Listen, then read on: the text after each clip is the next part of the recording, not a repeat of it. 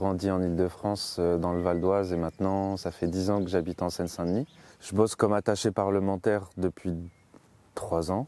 Mais sinon, avant ça, et bien avant, enfin, au moment de mon arrivée en Seine-Saint-Denis, je me suis pas mal engagé sur les luttes logement papier, et notamment dans un centre social qui s'appelait La Tieké, qui est d'ailleurs une ancienne CAF, du coup sur le modèle en fait des centres sociaux italiens.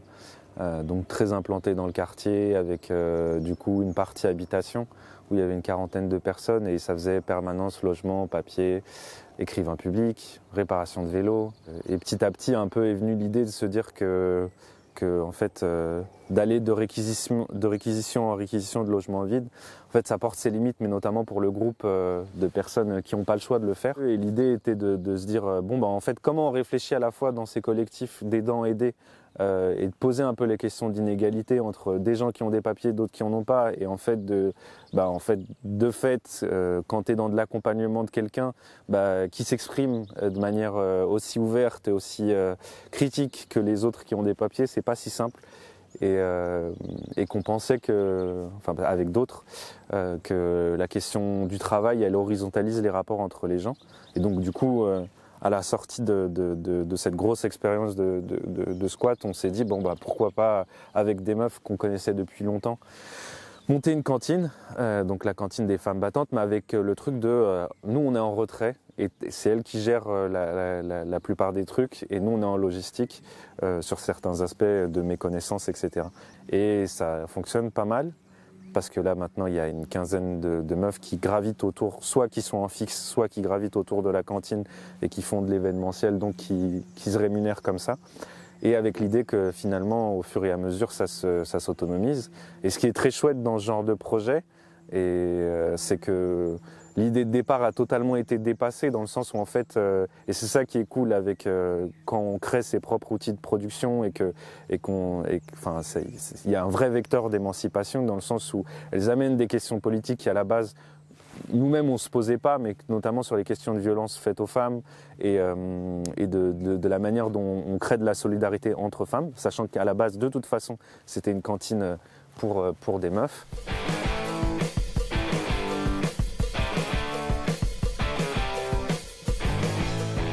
Que ce soit pour la cantine, de pouvoir avoir notre local propre, parce que là c'est pas le cas encore, on est sur d'autres lieux qui nous accueillent, d'avoir des moyens pour certaines qui ont des problèmes de santé, d'avoir une caisse en fait pour tout un tas de soucis. Donc oui, ce serait en fait d'avoir déjà un peu, d'augmenter le nombre et d'être sur un lieu fixe qui nous appartient. En tout cas, c'est leur souhait. Ça fait 2 ans et c'est assez cool, et je pense qu'on est dans une phase d'expansion qui est chouette. L'idée de base est que le projet reste un peu toujours le même et qu'on reste sur la ligne qu'on s'était fixée, mais en ajoutant des choses. Ça veut dire les cours de français, l'accompagnement administratif, ça on le fait toujours. Des cours de théâtre aussi, qu'on se dit que ça peut être pas mal à faire, et d'être parce que je l'ai pas dit, mais c'est un peu une démarche un peu globale, quoi, parce qu'on pense aussi la scolarité des enfants, etc. Que tout ce qui se passe à côté, parce que c'est des fois et souvent des meufs seules avec enfants, que ce qui se passe à côté en fait soit pas perturbateur du travail, quoi. Donc du coup que ça puisse marcher sur 2 pieds, quoi. Et c'est chouette, et elles ont de la gueule, et c'est elles qui mènent le truc. Et l'idée c'est que ça s'autonomise au fur et à mesure, et que notre implication au fur et à mesure disparaisse, quoi. Et mais un peu dans la même dynamique, voilà, de lutte, logement, papier, et de ce collectif à Tieké qui a quand même brassé pas mal de monde. Enfin, c'est quand même des centaines de personnes qui sont passées par là. Il y a le projet A4 qui est pour l'accueil association d'accueil plutôt, en agro-artisanat. Qui là aussi part de constats partagés depuis hyper longtemps avec des amis qui ont eux des parcours migratoires, et qui voient qu'en fait les opportunités de travail sont beaucoup dans le BTP, le ménage, la cuisine, la sécurité. et que finalement, dans la perspective du retour au pays, en fait, c'est jamais pensé. C'est compliqué en fait de s'imaginer dans ces corps de métier-là quand tu rentres, parce qu'il y a des gens qui se disent que moi, qui veulent rentrer avant l'arrivée à la retraite et d'être épuisés par le travail, parce que le bâtiment ou d'autres, ça épuise, même la sécurité sur les heures différées ou de nuit, c'est des conditions de travail pas simples. Et donc se dire, bon, bah, on part de ce constat-là et de gens qui ont un rapport sensible à la terre. Parce qu'en fait, l'immigration, c'est quand même beaucoup en fait en zone rurale. Et en fait, elle dévitalise les zones rurales pour ensuite finalement arriver dans les villes, pour finalement arriver dans les grandes villes européennes. Et donc de dire, bon, bah, comment on crée des opportunités pour les gens d'un réseau national qui pourrait faire de l'accueil, qui pourrait faire de la formation, qui pourrait réfléchir à l'aide administrative, parce qu'il y a des gens qui ont des papiers, d'autres qui n'en ont pas, et qui pourrait faire tout simplement de l'accueil, des séjours de césure pour des gens qui en peuvent plus des conditions de vie en ville. C'est l'idée un peu de réfléchir à toute cette perspective-là et d'aller voir des fermes, des lieux collectifs, etc. Dire voilà, ça c'est notre projet, on a un protocole clair avec pas mal de questions à vous poser et en fait on se dit que voilà, on a envie de collaborer avec vous, on pense le sujet à partir de la ville, mais ce serait bien aussi que vous nous fassiez écho de ces réalités-là ainsi du milieu rural. Et voilà, on a commencé un premier voyage il y a quelques semaines en Creuse et c'était assez cool. Et ça a vraiment fédéré l'équipe. Et aussi, c'était un écho de, en fait, l'isolement, la précarité du milieu paysan aussi, quoi. Mais avec cette idée-là que on parle d'un pied d'égalité. On n'est pas dans un truc de charité, on n'est pas là pour un énième projet. Et après, je veux pas les critiquer, mais je pense qu'il y a un biais, c'est sur ce truc de, comment dire, on vient en aide aux exilés, on vient en aide aux sans-papiers, aux migrants. En fait, c'est aussi des individus qui apportent quelque chose, qui ont des savoir-faire la plupart du temps, parce qu'en fait, ils ont grandi aussi avec la terre, avec cultiver du sorgho ou d'autres.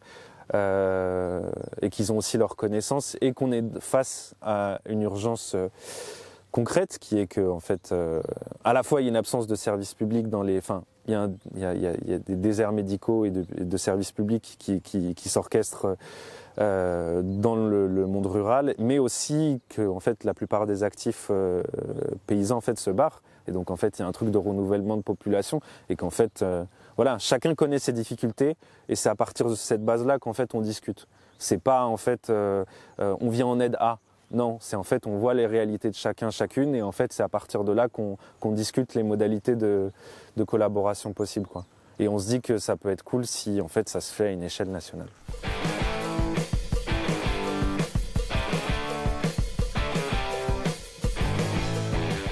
En tout cas pour la cantine, je pense que ce serait bien qu'on soit un peu plus nombreux. Notamment sur, c'est quand même 2 ans de 20 heures par semaine, soit pour de l'événementiel, soit pour de la logistique, soit sur des tâches un peu concrètes et pratiques. Donc oui, ce serait chouette d'avoir un peu plus de personnes de soutien, peut-être même de salariés des personnes qui jouent ce rôle-là. Ce qu'il nous faudrait, c'est un peu des fonds pour pouvoir avoir notre propre structure. Ça, c'est plus pour la cantine. Pour A4, je dirais que la difficulté elle est plus financière parce que, elle n'est pas anodine. C'est pas de dire qu'on salarie les gens pour salarier les gens. Et pourquoi en fait c'est un peu les premiers concernés, les premières concernées qu'on veut salarier, c'est que en fait les gens sont face à des urgences. Ce genre de projet marche pas si en fait à un bout d'un moment on sécurise pas la question de l'argent. Parce qu'en fait c'est des gens à la fois qui doivent rester ici et vivre ici et qui pour la plupart ont pas de RSA ou de minima sociaux. Et qu'il y a aussi la perspective du pays en fait d'envoyer de l'argent. Donc il y a à la fois sur en fait comment je vis ici alors qu'en fait j'ai pas de soutien et à la fois je dois envoyer de l'argent au pays. Et donc c'est une nécessité de sécuriser tout ça par un appui financier. Sinon le truc il fonctionne pas. Parce que ça sert à rien de faire un énième projet où c'est des techniciens qui sont loin de ces réalités-là qui fassent le job, quoi.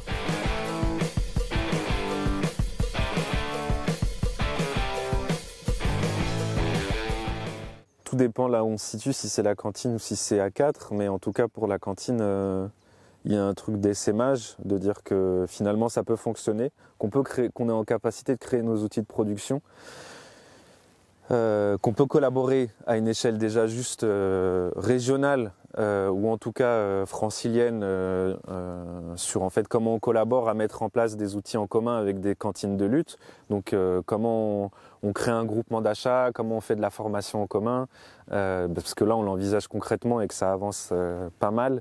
Comment on est en lien avec le monde agricole et ça fait rebondir sur A4. Et c'est que en fait je pense qu'il faut réfléchir ça en termes de filière. C'est qu'en fait on pense de la production à la distribution, à la transformation.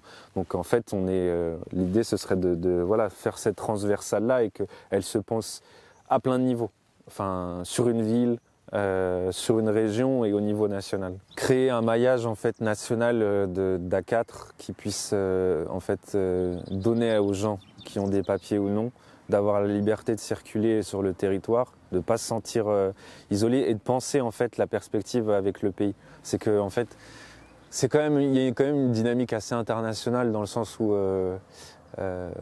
il y a la perspective du retour ou en tout cas de circuler même entre les pays, pouvoir apporter des savoir-faire et de pouvoir s'y installer, etc. Et en fait développer aussi des activités dans les différents pays respectifs, parce que là ça recoupe énormément de pays actuellement même, et de se dire que voilà, en fait ça peut être un levier de solidarité à la fois à une échelle nationale et à la fois à une échelle internationale.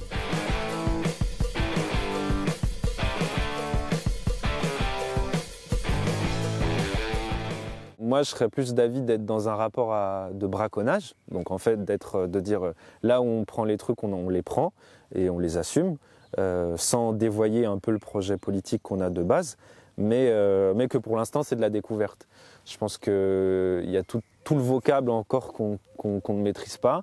Mais à la fois, je pense qu'il y a un réel enjeu, mais là, c'est plus politique et de manière générale, d'investir. Je pense tout ce truc de l'ESS, du social business, il y a un retournement à faire et qu'il y a une prise de prise de ces fonds-là et de créer des liens forts avec ces institutions, non pas dans le sens de en fait coller à ce qu'ils voudraient, mais en fait nous à braquer le game quoi, d'une certaine manière.